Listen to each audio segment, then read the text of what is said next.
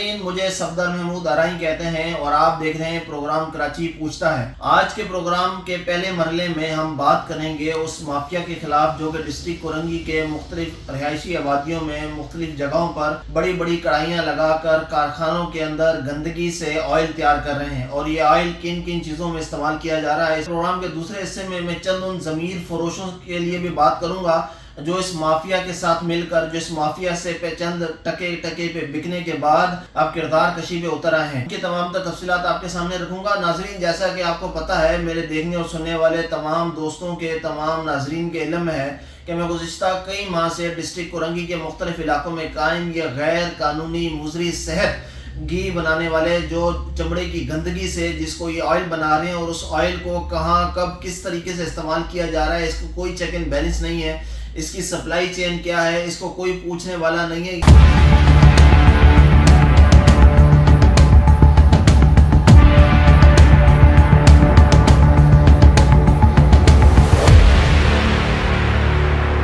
ये कारखाने डिस्ट्रिक्ट कोरंगी के सेक्टर 7A, सेक्टर 8F और उसके अलावा थाना कोरंगी इंडस्ट्रियल एरिया की हदूद में मुख्तलिफ जगह पर बड़ी बड़ी कढ़ाइयाँ लगाकर और ये ऑयल जो है ये बनाया जा रहा है। ये ऑयल बनाया किस चीज़ से जाता है, इस पर एक तफसीली गुफ्तगू करने की ज़रूरत है, एक तफसीली बहस करने की ज़रूरत है। मेरी अभी तक जो तिब्बी माहिरीन से बात हुई, जो कढ़ाई में डाल के हम लोग तेजाब मारते हैं, इसको हाइड्रोजन मारते हैं और कई केमिकल है, उसको मार के साबुन के काबिल भी नहीं। जो मेरी रिसर्च है, जो अभी तक चीज़ें तहकीक में सामने आई, सर्वे में सामने आई, वो ये है कि ये लोग एक चमड़े की गंदगी जो कि फैक्ट्रियों के बाहर जो फजलाजात जो गटर हैं, गटर के वेस्टेज को ये ट्रॉलियों में ट्रैक्टरों के साथ उठाने के बाद एक कारखानों में लेकर जाते हैं, अपने कारखानों में जो कि उन्होंने मुख्तलिफ जगह पर कायम कर रखे हैं और उन कारखानों में मौजूद बड़ी बड़ी कढ़ाइयों में इस माल को डालने के बाद मुख्तलिफ केमिकल को इस्तेमाल करने के बाद आग लगा दी जाती है और जब ये कढ़ाइयाँ पकती हैं तो ज़ाहिर है इनसे उठने वाला जहरीला धुआं सबसे पहले फ़ज़ा को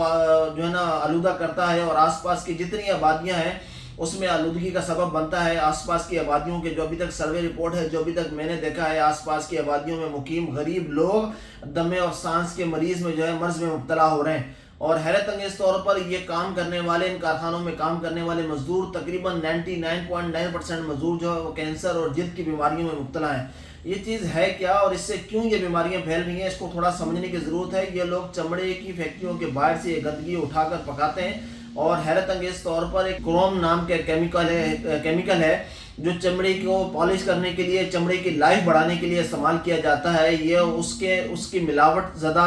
इस गंदगी को उठाकर ये लोग जाकर पकाते हैं। पकाने के बाद ये उसका तेल बनाते हैं और मुख्तलिफ केमिकल डालने के बाद उस तेल को ये साफ़ करते हैं। जिस तरह आपने सुना होगा केमिकल ज़्यादा दूध, अब ये केमिकल ज़्यादा ऑयल भी जो है मार्केट में मौजूद है। ये किसी भी तरीके से किसी भी अशिया में, किसी भी घरेलू इस्तेमाल की चीज़ में इस्तेमाल ही नहीं हो सकता। उसकी वजह यह है कि इसमें बड़ी तादाद में, बड़े पैमाने पर क्रोमियम नाम का केमिकल जो है ये मौजूद है जो कि इंतहाई मुज़र सेहत है, कैंसर की अलामत है। क्रोमियम का इस्तेमाल जो है वो फौरी कैंसर के मर्ज़ को जो है वो जन्म देता है, जिल्द की बीमारियों को जन्म देता है। मगर हैरत अंगेज़ तौर पर ये ज़मीर फरोश, ये माफिया के लोग, ये कारखाने के मालिकान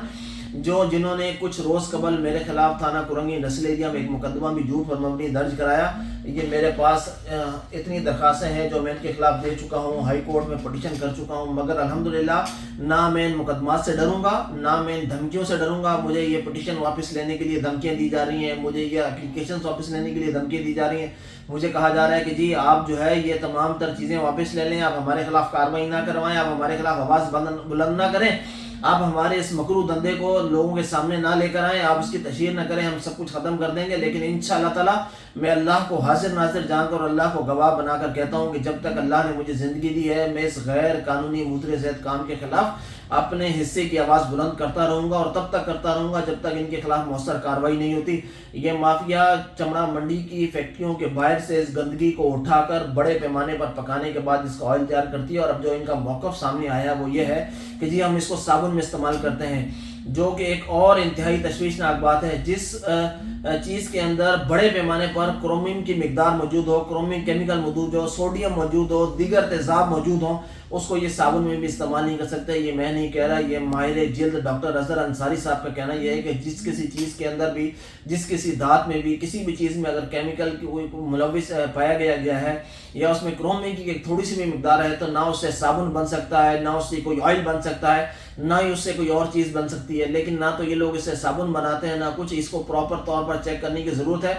میرا سوال ہے کمشنر کراچی سے, میرا سوال ہے D G Sindh food authority سے, میرا سوال ہے director general environment protection agency SEPA سے, میرا سوال ہے ڈی سی کورنگی سے, میرا سوال ہے ایس ایس پی کورنگی سے کہ خدارا اپنی آنکھیں کھولیں اور یہ انسانی جانوں کا جو ضیاع ہو رہا ہے, یہ جو آلودہ کام کر رہے ہیں